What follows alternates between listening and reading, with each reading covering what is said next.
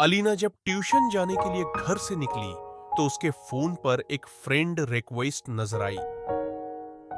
उसे नजरअंदाज कर दिया। रास्ते भर वो बाबा के साथ बातें करती रही, कभी पढ़ाई का जिक्र।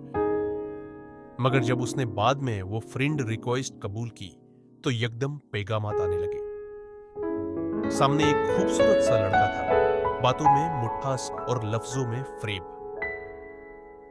अलीना उसकी बातों में आहिस्ता आहिस्ता उलझती चली गई। इसने ये बात अपनी दोस्त एमिली से भी छिपा ली। अलीना जो पहले मां के कामों में हाथ बटाती थी, अब आहिस्ता आहिस्ता मां से वक्त गुजारना कम करने लगी। मोबाइल ही उसकी दुनिया बन चुका था। एक दिन मां ने एमिली को मोबाइल के बेजा इस्तेमाल पर डांट दिया। अलीना ने मां की बात को संजीदगी से न लिया और खामोशी से वहां से चली गई। 2 हफ्ते यूं ही गुजर गए। अचानक एक दिन अलीना को पैगाम मिला, मैं तुम्हारे घर के बाहर हूं। ये पढ़ते ही उसके कदमों तले जमीन निकल गई। वो कांपते हाथों से खिड़की के पास गई तो बाहर एक खौफनाक सा आदमी गाड़ी में बैठा नजर आया। डर के मारे अलीना भागती हुई बाबा के कमरे में पहुंची और सब सच बता दिया। बाबा ने फौरन पुलिस से राब्ता किया। चंद ही लम्हों में पुलिस की गाड़ियां उस आदमी की कार के पीछे थी। इसी लम्हे अलीना को अपने वो दिन याद आए जब वो घंटों इस अजनबी से बातें करती थी, उसके पैगामात का इंतजार करती थी। आज उसे अपनी गलती का एहसास हो चुका था। आंखों में आंसू लिए इसने बाबा से माफी मांगी। फिर उसने एमिली को भी सब कुछ बता दिया।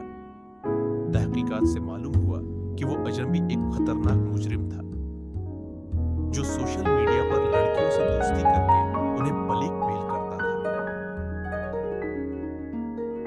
अलीना एमिली के सामने शर्मिंदा थी, मगर सच्ची माजिरत ने उनकी दोस्ती को फिर से पहले जैसा बना दिया। अलीना के इस वाकये से उसकी क्लास फेलोज को भी सबक मिला। क्लास में टीचर ने भी उसकी हिम्मत और सच्चाई को सराहा।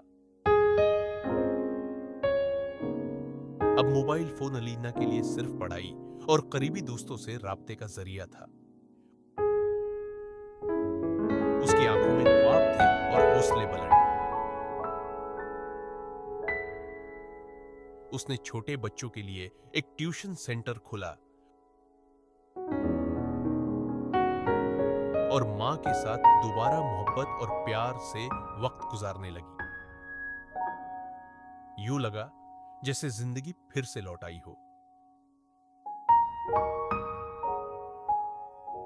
अब अलीना अजनबी फ्रेंड रिक्वेस्ट्स को ब्लॉक करना ही बेहतर समझती थी।